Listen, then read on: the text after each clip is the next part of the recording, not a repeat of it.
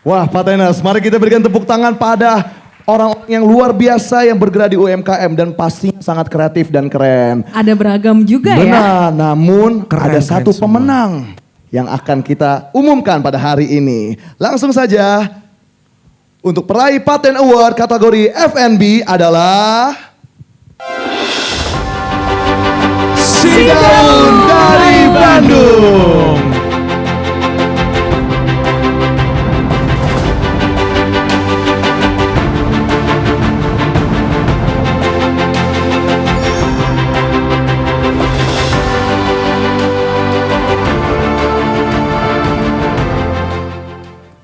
Selanjutnya ada kategori digital atau jasa.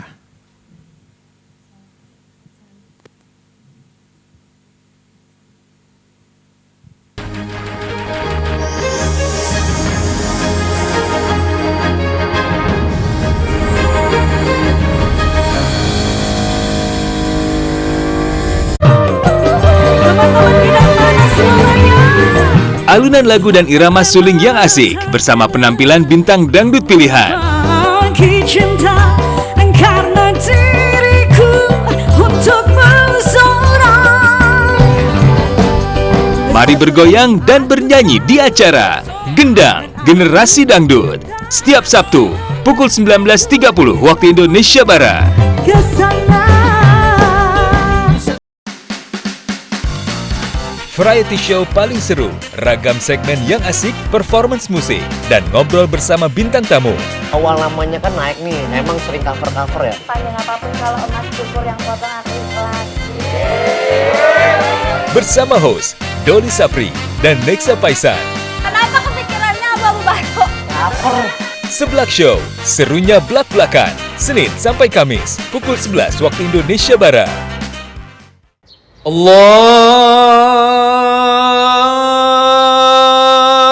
Akbar, Allahu Akbar,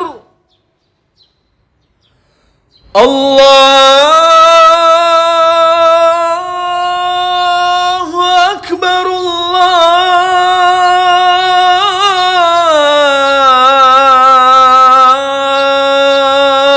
Allahu Akbar.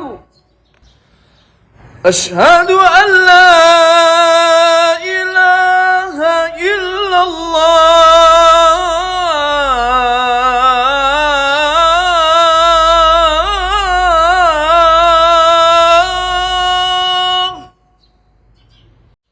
أشهد أن لا إله إلا الله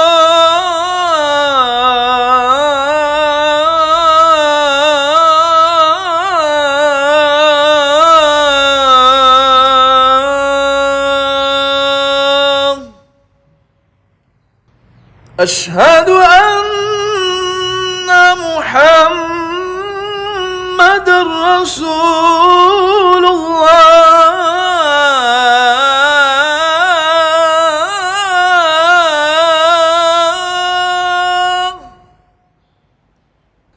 أشهد أن محمد رسول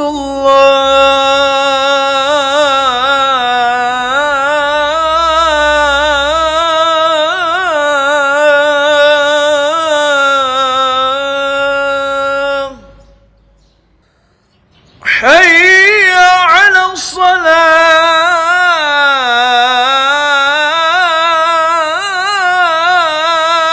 الصلاة حي على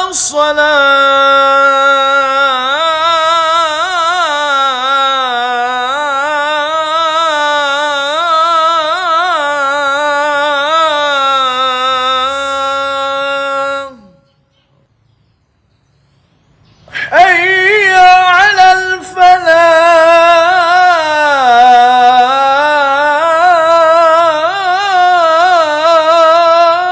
الفلاح حي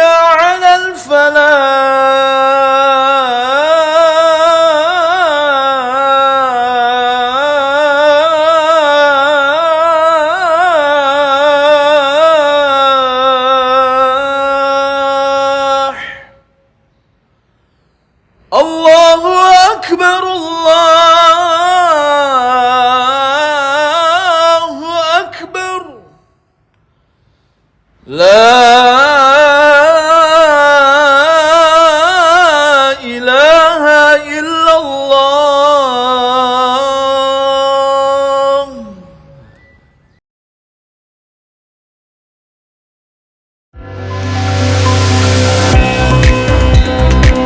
Bentangan alam nan memukau, seni dan warisan budaya yang beragam. Mari jelajahi keindahan Nusantara melalui program Pesona Indonesia. Setiap hari, pukul 14 waktu Indonesia Barat.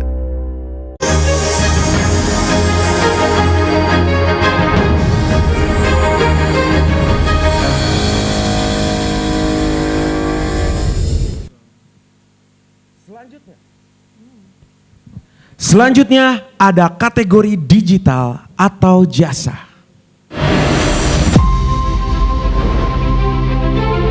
Yang pertama dari Pangling, Garut, Jawa Barat.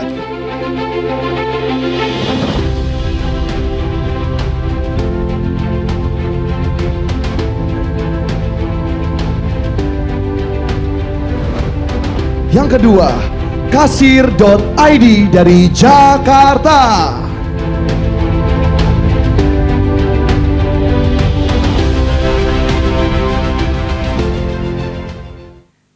Selanjutnya ada dari belanjamalang.com.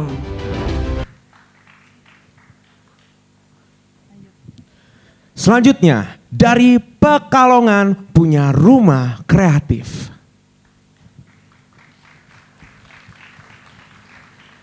Selanjutnya ada dari Klik Antar. Dan selanjutnya dari Papua, rasatana.com. Dan terakhir kita punya ratikita.id.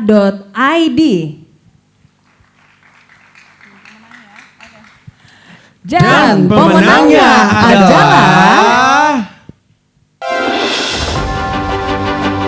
kasir.id dari Jakarta. Selamat para pemenang.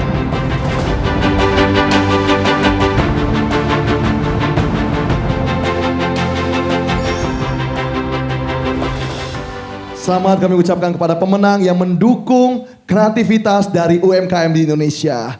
Dan selanjutnya ada apa? Selamat untuk kategori handcraft, yaitu ada dari R Studio dari Yogyakarta. Benar Dan sekali. juga kategori F&B Si Daun dari Bandung. Selamat juga dan kategori digital jasa kasir.id dari Jakarta. Selanjutnya kita akan masuk ke kategori selanjutnya nih. Kita punya kategori apa, Sam? Kita punya kategori fashion.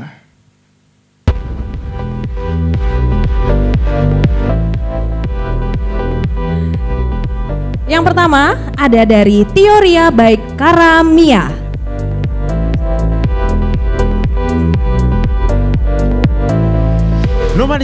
Nominasi kedua ada rapo.id dari Makassar, Sulawesi Selatan.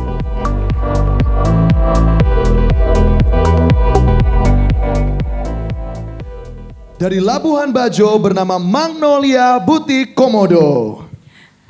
Selanjutnya kita punya dari Banten, ada dari K Woodwork. Selanjutnya kita akan pergi jauh ke Aceh. Ada Duyun. Ada Yuyun Bordir. Selanjutnya dari Tasik Malaya ada Kelam Gelis Diana Rose. Wow, dan terakhir kita akan ke Kupang, kita punya Padu Padan Tenun. Bagus semua ya nih ya. Sangat bagus sekali, sangat kreatif dan keren. Langsung saja kita akan umumkan siapa pemenangnya. Ya. Dan ini dia pemenang dari kategori fashion. Adalah Teoria by Karamia dari Jakarta.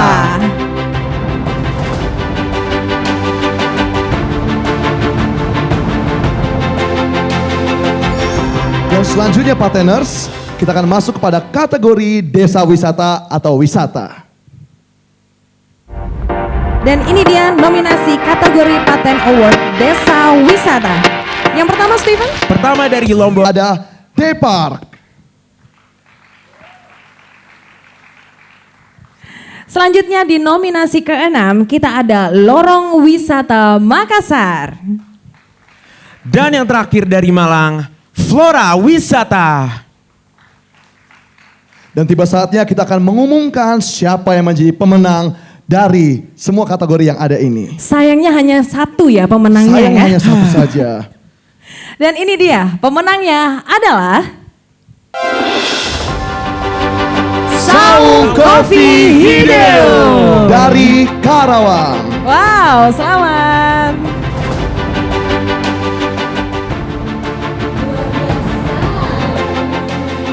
Untuk Sam, El, dan Steven. Boleh geser sedikit? Oh boleh, boleh, Nah, boleh. Boleh kita berikan tepuk tangan sekali lagi untuk para pengusaha UMKM semuanya. Bukan hanya yang Betul. menang aja ya. Semuanya menang pokoknya. Semuanya menang. Oke. Nah, tapi ada satu nih segmen di Paten. Iya, lihat. Itu yang salah satu yang selalu ditunggu-tunggu. Oh, jangan-jangan ini si Paten Surprise ya? Betul. Itu apa sih sebenarnya? Jadi gini, biasanya nih Paten Surprise ini ada satu hostnya yang memang Oke. selalu jalan-jalan gitu. Hmm. Terus kita akan mendatangi satu UMKM Oke. yang memerlukan bantuan. Oh gitu? Iya. Tapi hasil kurasi, Betul, dilihat juga butuhnya bantuannya apa, gitu-gitu. Supaya tepat sasaran dan juga tepat guna gitu. Oh, jadi ini dia bagi-bagi uang gitu? Bukan. Apanya? Nggak selalu tentang uang. Oh, tapi pendanaan bisa juga? Bisa juga, Oh, tapi yang jelas oke. ini memang bantuannya itu misalnya bisa berupa pelatihan Oke. atau berupa dekor diperbaharui supaya membuat pengusaha UMKM ini makin melejit gitu. Oh, oke. Sekarang aku ngerti. Menolong Ngerti ya? berarti ya? Orang yang Betul. nolong ini berarti ya? Yes, dia adalah Oke. Superman-nya. Superman-nya untuk UMKM ya? Untuk Oke, UMKM. baiklah. Jadi boleh kita undang nih host dari Paten Surprise. Siapa lagi kalau bukan Irfan Penyok Setiaji. Hai. Ya, Nah itu memang sengaja. cek. Sengaja supaya tetap kita yang oh menjadi gitu? hostnya. Oke. Coba dicoba lagi. Nah Ya, silakan. selamat malam semuanya. Apa kabar Pateners? Apa kabar Anda semua hari ini? Senang sekali saya bisa berhadapan langsung dengan para petinggi negara ini. Senang sekali para Pateners juga datang hari ini untuk mendapatkan langsung award dari kita di Paten Surprise. Ya, ini Paten Award ini saya akan memberikan surprise khusus untuk seorang pengusaha UMKM yang sesungguhnya. Dan dia adalah Ibu Yuliana. Yo, big applause untuk Ibu Yuliana. Ya, Paten Surprise kali ini di dalam Paten Award akan memberikan apresiasi untuk Ibu Yuliana bisa mengembangkan usahanya. Sebentar. Wah, apa kabar? Baik. Bapak baik, Ibu baik. Syukurlah, hati-hati di Bali. Banyak patung. Ini Ibu, ini apresiasi dari kita Paten Surprise untuk Ibu bisa lebih mengembangkan usaha Ibu. Terus berinovasi, semangat terus, pantang mundur, hadapi semua kendala dalam menjalankan usaha ya Bu ya. Oke, tepuk tangan sekali lagi Bu untuk Ibu Yuliana. Terima kasih buat Paten Award. Terima kasih buat semuanya. Selamat malam. Terima kasih Bapak Irfan Penyok Yes. Setiaji. Luar biasa ya. Oke. Ternyata memang yang namanya Paten Surprise itu Ya. selalu ditunggu-tunggu. Betul. Tidak hanya off air tapi on airnya juga. Benar-benar surprising Gitu. juga ternyata barusan tiba-tiba muncul Mas Irfan Penyok ya. Ya. Itu luar biasa loh. Karena biasanya kan beliau itu keliling-keliling se-Indonesia. Sekarang hadir turun di panggung lapangan. gitu. Untuk memberikan Paten Surprise dan sertifikat kepada Betul. pemenang tadi. Oke, nah Pateners dimanapun berada, dari tadi kita sudah banyak sekali yang kita Ya. sampaikan juga, kita tampilkan juga, sudah kita saksikan pengumuman pemenang per kategori dari Ya. 7 UMKM yang berasal dari 7 kota di Indonesia. Kami ucapkan selamat dan Betul. juga kita bangga banget ya kepada para pengusaha UMKM yang berhasil meraih Paten Award tahun ini. Dan kami juga ingin mengucapkan terima kasih kepada host-host Paten Muda yang sudah berkolaborasi dengan keren dan kreatif selama menjadi host lapangan. Mereka keliling-keliling juga Ya, tuh. Mereka keliling-keliling Betul. loh, luar biasa mencari Ya. UMKM yang kreatif dan juga yang keren. Oke, untuk acara berikutnya pemberian apresiasi Paten Awards dari Bapak Pak Menteri Usaha Mikro dan Menengah kita, Bapak Menteri UMKM kita akan memberikan langsung apresiasinya kepada para pemenangnya. Tapi sebelum kita panggil Pak Menterinya dan juga kita panggil juga teman-teman yang lain juga, kita ingin memanggil para pemenangnya dulu, Ria. Yes, betul Oke? sekali. Ya, kalau gitu kami ingin mohon kesediaan para pemenang untuk naik ke atas panggung. Kita berikan tepuk tangan sekali lagi. Berikan kau perlindungan sebagai pengingat teman, juga sebagai jawaban semua tantangan. Seperti bintang untuk kau simpan, cahayanya terang, berikan kau perlindungan sebagai pengingat teman, juga sebagai jawaban semua tantangan.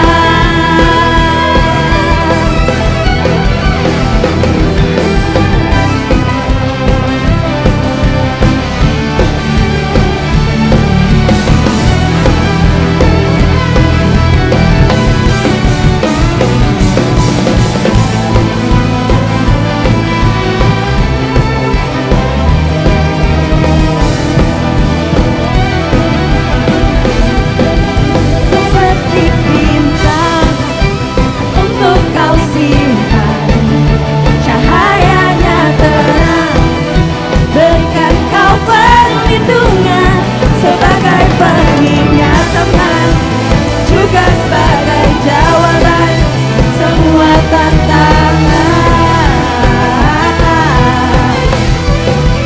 Seperti bintang untuk kau simpan, cahayanya terang, berikan kau perlindungan sebagai pengingat.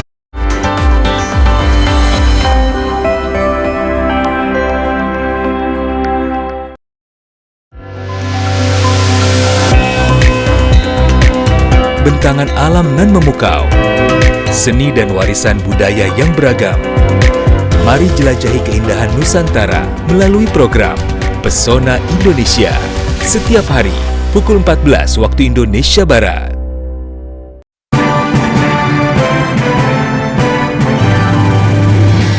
Indonesia, tanah airku, tanah tumpah darahku. Di sanalah aku berdiri, jadi pandu ibuku. Indonesia kebangsaanku, bangsa dan tanah airku. Marilah kita bersama, Indonesia bersatu. Hiduplah tanahku, hiduplah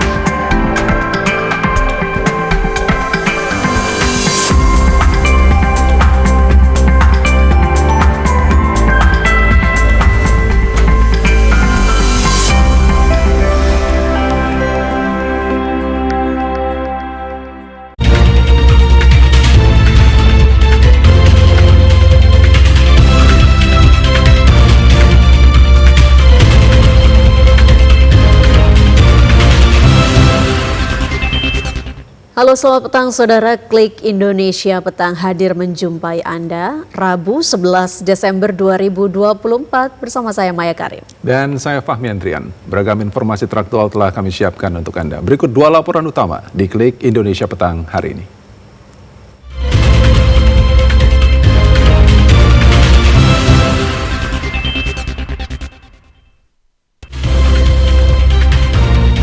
Badan Nasional Penanggulangan Bencana (BNPB) memaksimalkan pencarian 2 korban banjir di Sukabumi, Jawa Barat.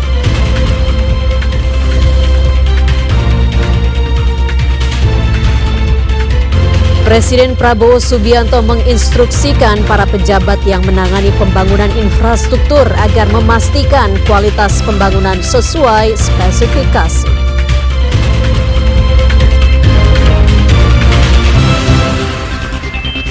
Saudara, pencarian terhadap 2 orang warga korban bencana banjir dan tanah longsor yang hilang di Kabupaten Sukabumi, Jawa Barat dilanjutkan dengan pemantauan atau melakukan pendekatan terhadap indikasi lokasi pencarian korban.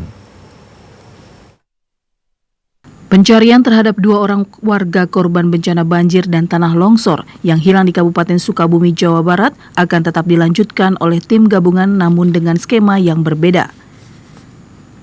Direktur Dukungan Sumber Daya Darurat Badan Nasional Penanggulangan Bencana Agus Rianto mengatakan bahwa hari ini adalah hari ke-7 operasi pencarian dan pertolongan yang dilakukan petugas gabungan di 2 lokasi berbeda yang dipimpin oleh Kepala Kantor SAR Bandung. Namun informasi yang masuk ke posko utama penanggulangan bencana di Pendopoan Kabupaten Sukabumi Selasa sore menyatakan keberadaan korban yang bernama Eros, 80 tahun, warga Desa Rambai, dan Ojang, 53 tahun, warga Desa Sirnasari, Kecamatan Pabuaran masih belum diketahui. Agus Rianto menyebutkan bahwa BNPB, pemerintah Kabupaten Sukabumi, dan Basarnas langsung menggelar rapat evaluasi perpanjangan operasi pencarian dan pertolongan karena dalam 7 kali 24 jam yang merupakan batas waktu pencarian korban belum ditemukan. Juga termasuk membahas perpanjangan masa tanggap darurat penanganan bencana. Ia memastikan bahwa kedua tim petugas gabungan tersebut dalam bertugas melakukan pencarian sudah dilengkapi peralatan SAR yang mumpuni, bahkan termasuk anjing pelacak K9 dan sejumlah mesin pompa air. Namun upaya pencarian masih belum membuahkan hasil karena tidak ada informasi yang akurat dari warga terkait di mana korban terakhir terlihat sebelum bencana, dan hujan yang terus mengguyur menambah kesulitan petugas dalam bekerja. Badan Nasional Penanggulangan Bencana melakukan proses evakuasi dan mitigasi korban bencana di Kabupaten Sukabumi, Jawa Barat secara terpusat dengan menyiapkan pos pengungsian di wilayah tersebut. Badan Nasional Penanggulangan Bencana BNPB yang diwakili oleh Deputi Bidang Penanganan Darurat Maijen TNI Lukman Syah menyiapkan pos pengungsian terpusat usai tinjauannya ke Kecamatan Bantar Gadung, Kabupaten Sukabumi.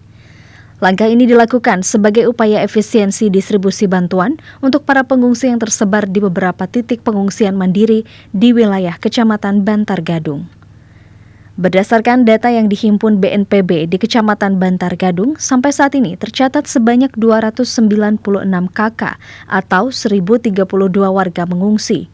Adapun kerugian material dilaporkan sebanyak 88 rumah rusak ringan, 144 rumah rusak sedang, dan 57 rumah rusak berat. Dilaporkan ada penambahan jumlah warga terdampak yang sebelumnya 10.160 warga menjadi 10.237 dan penurunan jumlah pengungsi yang sebelumnya 3.064 menjadi 2.988 pengungsi. Sebagai upaya untuk mempercepat penanganan tanggap darurat di wilayah Kabupaten Sukabumi, BNPB bersama Badan Meteorologi dan Geofisika dan semua unsur terkait akan melakukan operasi modifikasi cuaca. Langkah ini diambil dikarenakan kondisi cuaca yang labil dan masih sering terjadi hujan dengan intensitas sedang hingga tinggi yang menyebabkan terhambatnya penanganan darurat di wilayah Kabupaten Sukabumi. Ratusan rumah warga di Kabupaten Luwu Utara Provinsi Sulawesi Selatan terendam banjir. Ketinggian air bervariasi hingga mencapai 1 meter di sejumlah titik.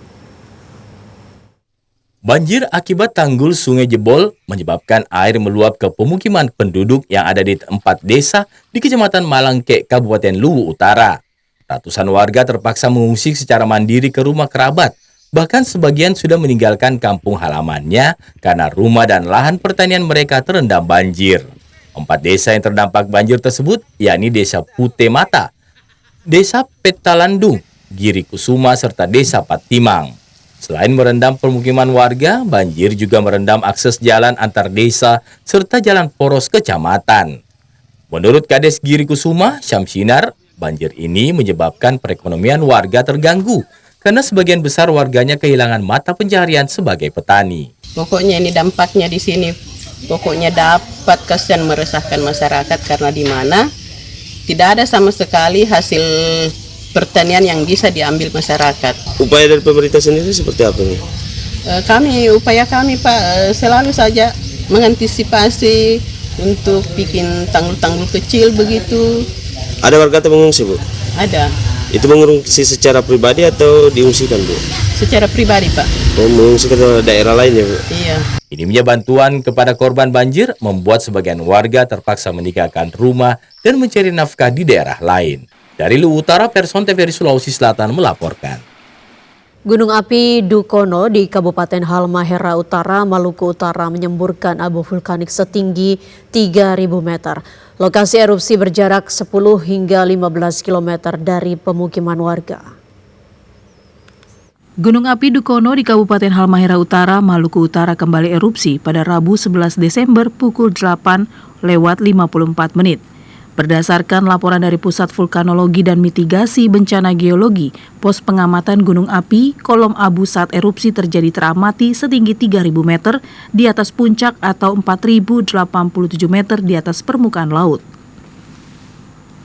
Sarjan Roboke, Kepala Pos PGA Dukono, menjelaskan kolom abu teramati berwarna putih hingga kelabu dengan intensitas tebal condong ke arah barat laut. Erupsi ini terekam pada seismogram dengan amplitudo maksimum 34 mm dan durasi 42 menit 21 detik. Jarak pemukiman dengan pusat aktivitas letusan 10 hingga 15 km dan saat ini Gunung Dukono berada pada status level 2 atau waspada. Sarjan menambahkan mengingat letusan dengan abu vulkanik secara periodik terjadi dan sebaran abu mengikuti arah dan kecepatan angin sehingga area landaan abunya tidak tetap. Masyarakat di sekitar Gunung Dukono dan wisatawan diimbau tidak beraktivitas ataupun mendaki dan mendekati kawah dalam radius 3 km. Dan saudara, untuk mengetahui informasi selengkapnya mengenai gunung api Dukono di Maluku Utara yang kembali erupsi, kita sudah tergabung bersama Eklesia Paat langsung dari Sofivi Tidore, Kota Tidore, Kabupaten Provinsi Maluku Utara. Selamat malam Eklesia, silakan dengan laporan selengkapnya.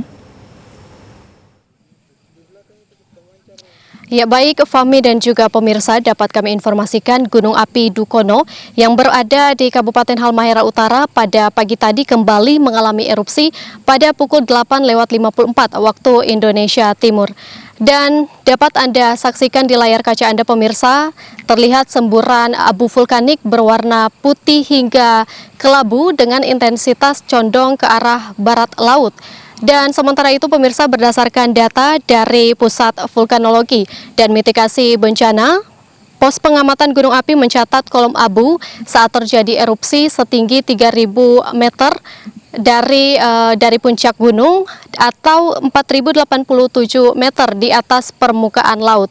Erupsi ini terekam pada seismogram dengan magnitudo maksimum 34 mm dan durasi 42 menit 21 detik. Sementara itu pemirsa, untuk jarak pemukiman dengan pusat gunung ini tercatat mencapai 10 hingga 15 km. Dan saat ini status Gunung Dukono berada pada level 2 waspada. Dan sementara itu pemirsa, sepanjang tahun 2024 tercatat gunung api ini telah mengalami erupsi sebanyak 63 kali. Untuk itu dihimbau kepada masyarakat dan juga wisatawan agar tidak melakukan aktivitas di radius 3 km dari kaki gunung. Dan Selain itu juga pemirsa diharapkan agar masyarakat menyediakan masker untuk menghindari bahaya abu vulkanik pada sistem pernapasan. Dan dapat kami informasikan juga pemirsa hingga kini belum ada laporan turunnya hujan abu vulkanik di pemukiman warga. Demikian yang dapat kami laporkan, kembali ke studio. Baik, terima kasih Eklesia. Selamat kembali bertugas. Sementara itu Basarnas mempertebal kekuatan personel yang bersiaga secara penuh sehingga dapat mengurangi resiko masyarakat terdampak bencana gunung meletus, khususnya di 7 gunung berapi yang saat ini berstatus awas dan siaga. Kepala Basarnas Marsikal Madya TNI Kusworo dalam rapat koordinasi operasi SAR di Jakarta menjelaskan, jumlah personil Basarnas yang bersiaga di lokasi mencapai puluhan orang dan mereka berasal dari kantor SAR di daerah setempat atau daerah terdekat lainnya.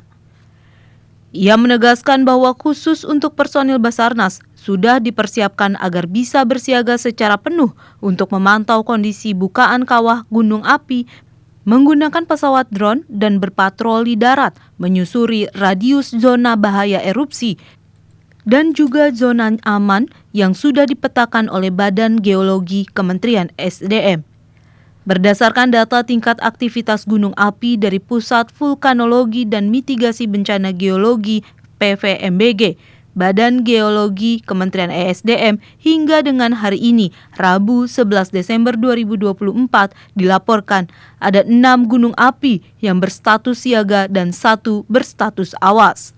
Gunung yang berstatus siaga antara lain Gunung Awu di Kepulauan Sangihe, Sulawesi Utara, Gunung Ibu di Pulau Halmahera, Maluku, Gunung Iya di Kabupaten Ende, Nusa Tenggara Timur, Gunung Karangetang, Gunung Lokom, Sulawesi Utara, dan Gunung Merapi, Jawa Tengah, Yogyakarta.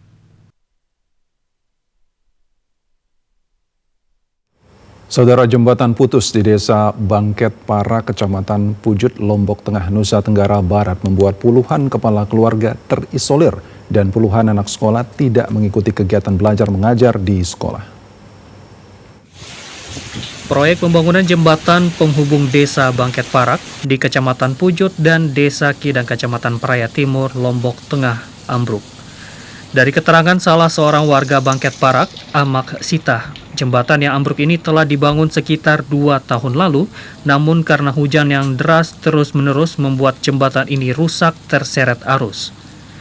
Selain itu, pengerjaan jembatan terindikasi dikerjakan asal-asalan tanpa melihat kondisi dan struktur tanah yang ada di sekitarnya. Akibat jembatan yang rusak dan putus ini, warga Desa Kidang harus memutar balik sekitar 10 km. Ada 2 tahun? Adunan nih. 2 tahun gih? Terus bagaimana aktivitas masyarakat dan bau nyebrang napi di jembatan sede? Bau. Bidang jalan. Narong doangan nih. Mutar berapa kilo? Enggak narong. Ada 10. 10 kilo. Dampak rusaknya jembatan ini juga dirasakan oleh puluhan anak-anak siswa SD dan SMP yang berasal dari Desa Kidang yang akan bersekolah ke Desa Bangket Parak. Atas kejadian ini, belum ada unsur terkait yang melihat kondisi jembatan rusak ini. Sri Handayani, TVRI Nusa Tenggara Barat melaporkan. Wakil Presiden Gibran Raka Buming Raka menyaksikan simulasi penyelamatan diri dari bencana alam gempa bumi di pesantren Muhammadiyah Boarding School di Ki Bagus Hadikusumo II, Bogor, Jawa Barat.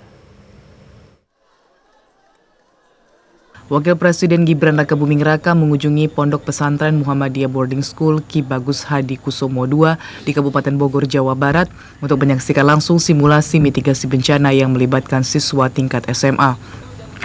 Simulasi mitigasi bencana ini merupakan program yang dirancang untuk membekali siswa dengan keterampilan praktis dalam menghadapi situasi darurat, khususnya gempa bumi dan kebakaran, sekaligus mengenalkan strategi mitigasi resiko.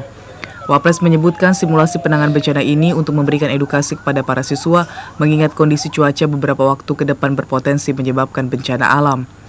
Karena di bulan-bulan ini dan juga di Jawa Barat ini sedang banyak kejadian-kejadian dan juga rawan bencana. Ini hari ini sekalian memberikan edukasi tentang kebencanaan ke santri-santri yang ada di sini. Jadi mereka harus aware apa yang harus dilakukan pada saat bencana, pada saat gempa bumi, kebakaran. Jadi mereka tidak ada yang panik dan tahu apa yang harus dilakukan. Kepala Pelaksana BPBD Kabupaten Bogor, Ade Hasrat menyatakan pihaknya melakukan satuan pendidikan aman bencana kepada para siswa sebagai upaya mengurangi resiko bencana. Saat ini pemahaman siswa-siswi terhadap penanganan bencana masih sangat rendah. Itu adalah upaya mengurangi resiko bencana yang dilakukan secara mandiri oleh sekolah, dan itu kami lakukan pendidikan edukasinya.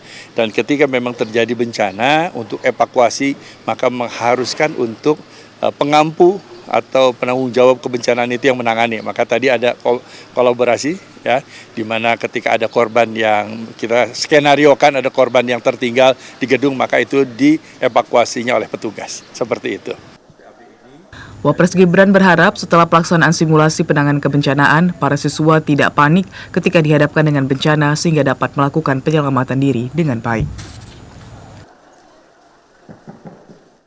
Kita beralih ke sorotan lain. Saudara Kejaksaan Agung mengajukan kasasi ke Mahkamah Agung atas vonis bebas Rian Susanto alias Afung dalam kasus dugaan korupsi timah. Kapus Penkum Kejagung Harli Siregar mengatakan bahwa Kejagung tidak setuju dengan putusan vonis bebas dari hakim. Kejaksaan Agung akan melakukan upaya kasasi atas putusan bebas salah satu terdakwa kasus korupsi penyalahgunaan lahan pertambangan timah Rian Susanto alias Afung. Ia diputus bebas dalam persidangan yang digelar di Pengadilan Negeri Pangkal Pinang. Harli menjelaskan jaksa penuntut umum tetap menghormati putusan majelis hakim tersebut. Kendati demikian, JPU berpandangan bahwa terdapat perbedaan pandangan normatif dengan majelis hakim. Ia meyakini bahwa apa yang dilakukan Afung merupakan bentuk kejahatan tindak pidana korupsi. Diketahui majelis hakim menyatakan Afung tidak terbukti bersalah melakukan tindak pidana korupsi. Namun majelis hakim menyatakan dia terbukti melakukan tindak pidana lingkungan hidup. Dalam kasus ini, Afung dinyatakan melakukan tindak pidana korupsi atas penggunaan lahan pertambangan timah yang termasuk kawasan hutan lindung. Perbuatannya menyebabkan kerugian perekonomian negara hingga 59,2 miliar rupiah dan kerusakan lingkungan hingga 365 juta rupiah. Komisi Pemberantasan Korupsi memanggil PJ Gubernur Papua Ridwan Rumasukun sebagai saksi kasus dugaan korupsi di lingkungan pemerintah Provinsi Papua pada Rabu 11 Desember 2024.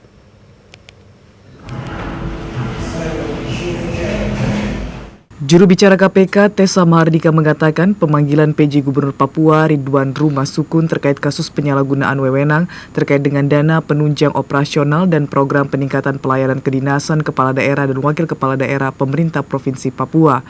Kasus dugaan korupsi itu merupakan kasus yang tengah ditangani KPK. Selain PJ Gubernur, KPK juga memanggil 2 orang lainnya sebagai saksi, yaitu Luciana Samaya selaku pejabat penata usahaan keuangan Setda Provinsi Papua dan Woro Pujiastuti selaku bendahara pengeluaran.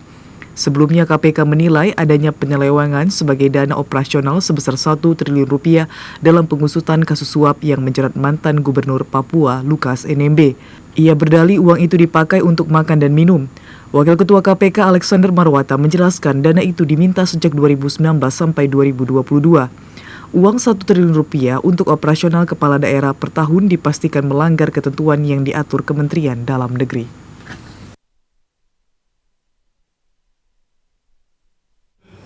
Komisi Pemberantasan Korupsi melakukan penggeledahan sejumlah ruangan di Komplek Perkantoran Pekanbaru dan kediaman Kadis Perhubungan Yuliarso. Dari lokasi ini petugas mengamankan sejumlah barang bukti.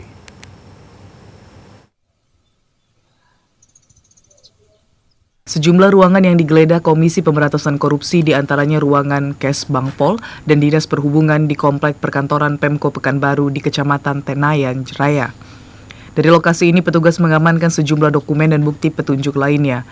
Proses penggeledahan dilakukan dari Selasa siang sampai Selasa malam. Tidak hanya di lokasi perkantoran, petugas KPK juga menggeledah kediaman Kadis Perhubungan Kota Pekanbaru, Yuliarso di Jalan Nilam, Kecamatan Payung, Sekaki. Penyidik KPK tidak memberikan keterangan terhadap kegiatan penggeledahan dan penyitaan yang dilakukan dalam pengusutan kasus operasi tangkap tangan. Kadis Perhubungan Pekanbaru, Yuliarso, menyatakan bahwa dana tersebut diperintah untuk diserahkan ke seseorang dan hal tersebut telah disampaikan ke petugas KPK saat dimintai keterangan. Ia juga menyertakan bukti transfer penyerahan dana tersebut yang merupakan perintah atasannya. Dalam kegiatan penggeledahan dan penyitaan ini, KPK hanya mengamankan bukti-bukti. Tidak ada orang yang ditangkap. Irwansyah, TVRI Riau, melaporkan. Komisi Pemberantasan Korupsi menemukan adanya pejabat yang asal-asalan dalam menyampaikan laporan harta kekayaan penyelenggara negara LHKPN. Apa yang sudah diekspos artinya siap untuk kemudian dilimpahkan. Wakil Ketua KPK Nurul Gufron menjelaskan Komisi Pemberantasan Korupsi tengah mengumpulkan data pejabat yang asal-asalan dalam menyampaikan laporan harta kekayaan penyelenggara negara. Gufron mengungkapkan akan melakukan upgrade dalam pengawasan penyampaian LHKPN dari yang sekedar sebatas menghitung kepatuhan, saat ini juga dipantau validitas pengisian.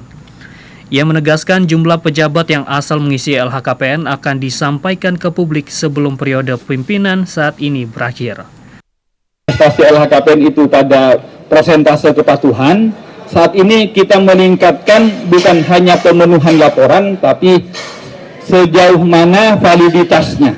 Jadi kalau dulu misalnya pejabatnya 390.000 orang, yang diukur seberapa persen yang melapor.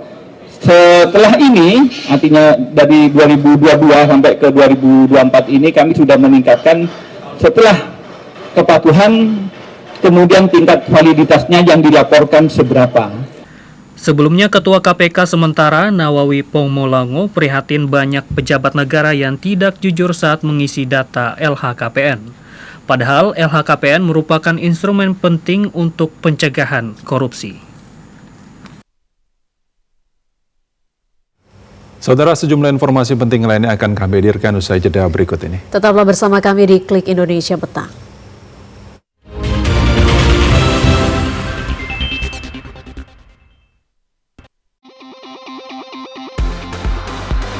Ajang bulu tangkis paling prestisius di akhir tahun hadir di TVRI. Saksikan aksi para pebulu tangkis terbaik dunia berlaga di HSBC BWF World Tour Finals 2024. Catat tanggal dan jam penayangannya berikut ini di TVRI Nasional dan TVRI Sport.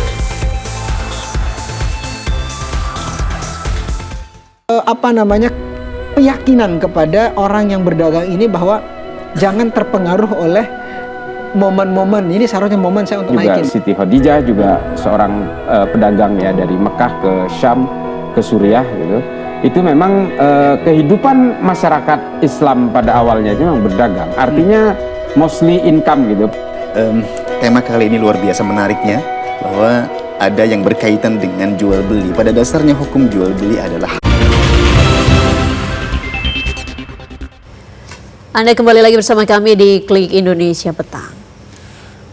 Saudara, Presiden Prabowo Subianto menginstruksikan kepada para pejabat yang menangani pembangunan infrastruktur untuk memastikan kualitas pembangunan harus sesuai spesifikasi.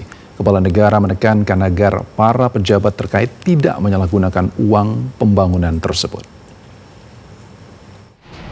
Presiden Prabowo Subianto menginstruksikan kepada para pejabat yang menangani pembangunan infrastruktur agar selalu memastikan kualitas sesuai spesifikasi.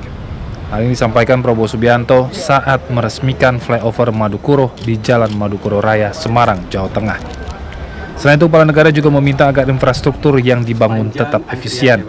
Mantan Menteri Pertahanan itu mengingatkan infrastruktur negara dibangun menggunakan uang rakyat. Oleh karena itu, Presiden meminta agar infrastruktur harus sesuai spesifikasi karena untuk kepentingan rakyat.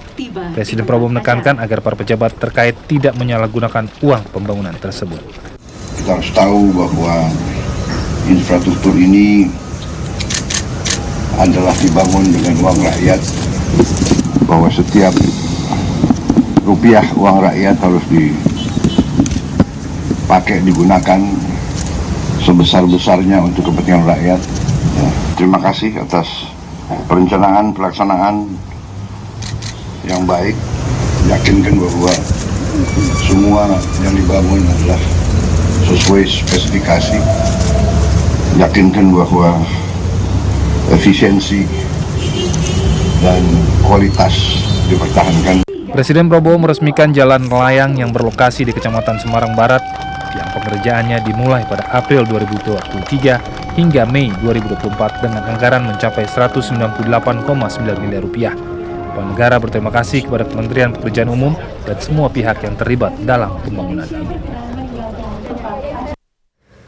Ketua Mahkamah Konstitusi Soehartoyo menegaskan seluruh hakim konstitusi dan pegawai MK akan berintegritas dalam menangani perselisihan hasil pemilihan kepala daerah PHPK 2024.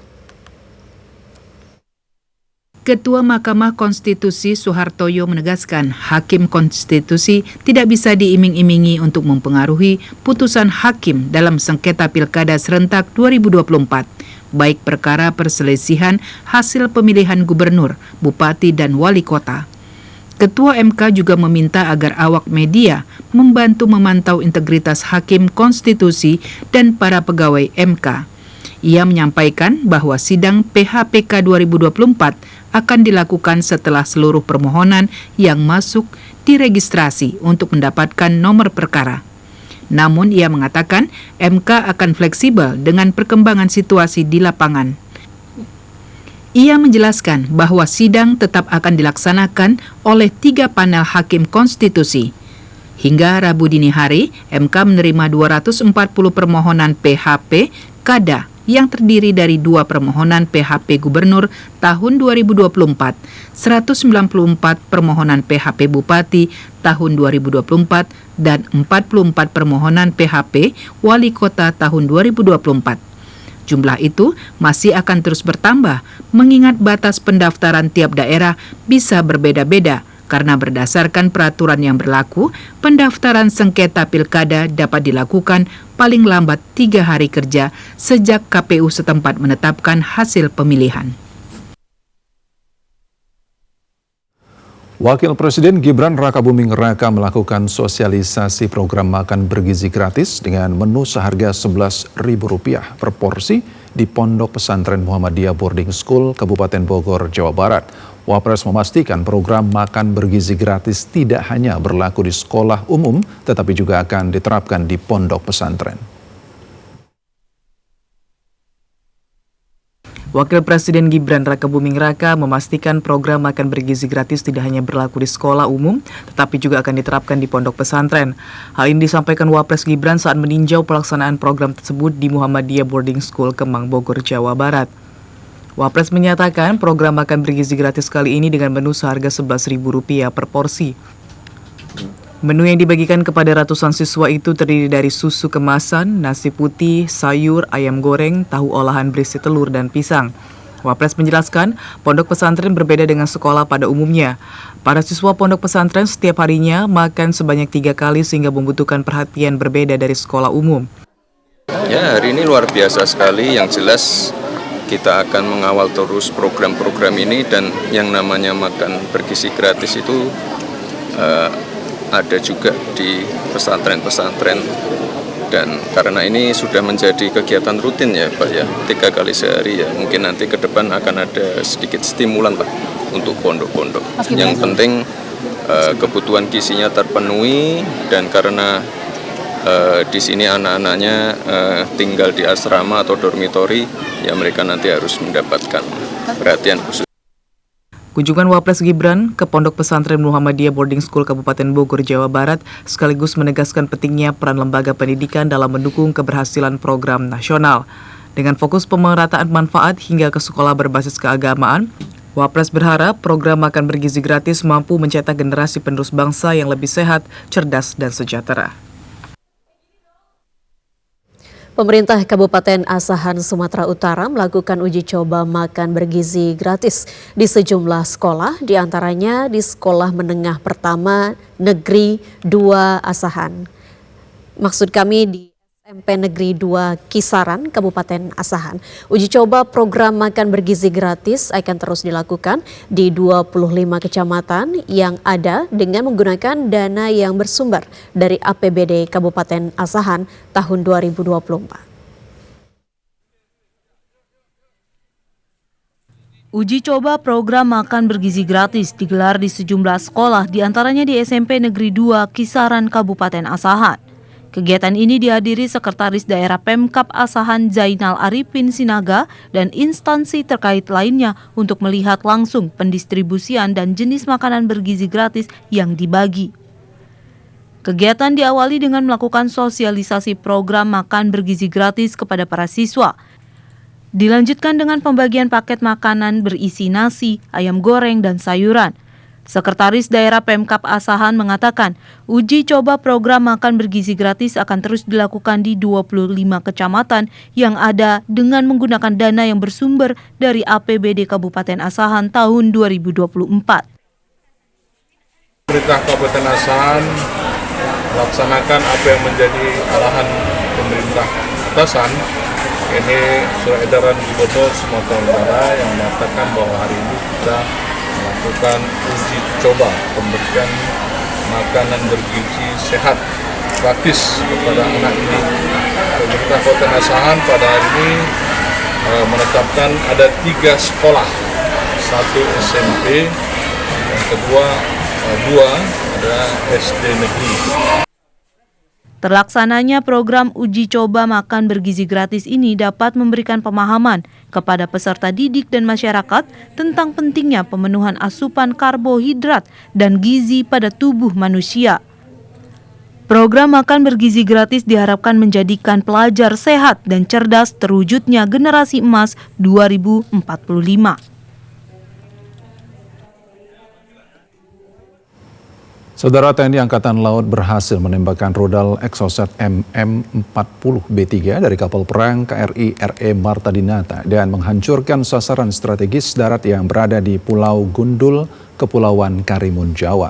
Penembakan ini merupakan rangkaian latihan penembakan senjata khusus yang merupakan kegiatan dalam latihan operasi Laut Gabungan 2 tahun 2024. Awali apel gelar pasukan Satuan Tugas Latop Selagap 2 yang dipimpin oleh Laksamana Muda TNI Ariantio Condrowibowo di Mako Kuarmada 2. Selanjutnya, seluruh pelaku latihan bergerak menuju daerah latihan. Latihan operasi Laut Gabungan merupakan agenda puncak dari peringatan HUT Armada Republik Indonesia 2024. Dalam penembakan ini, rudal Exocet MM-40B3 yang diluncurkan dari KRI RE Marta Dinata sebagai kapal penembak utama berhasil dengan tepat mengenai sasaran strategis musuh di darat yang berjarak 66,6 km dari unsur penembak. Selain penembakan rudal Exocet, juga dilaksanakan penembakan roket RM-70 Great Marinir TNI dari atas geladak KRI Teluk Amboina. Kepala Staf Angkatan Laut Laksamana TNI Muhammad Ali menyampaikan apresiasi atas terlaksananya seluruh rangkaian kegiatan penembakan senjata khusus TNI Angkatan Laut di perairan Pulau Gundul dalam keadaan aman dan sukses. Asisten Operasi Kasalaksda TNI Yayan Sofian menyampaikan bahwa latihan ini sebagai tindak lanjut dari perintah Kasal untuk menguji seluruh kemampuan rudal. Latihan diawali dengan survei sasaran tim survei untuk memenuhi input data penembakan rudal yang diperlukan agar rudal menghantam sasaran dengan sempurna. Latop Selagap merupakan wujud komitmen TNI Angkatan Laut dalam menjaga kedaulatan negara dan memastikan kesiapan operasi di berbagai lini. Saudara, demikianlah Klik Indonesia Petang, saya Maya Karim. Dan saya Fahmi Andrian mewakili seluruh kerabat kerja yang bertugas mengucapkan terima kasih atas kebersamaan Anda. Selamat malam dan sampai jumpa.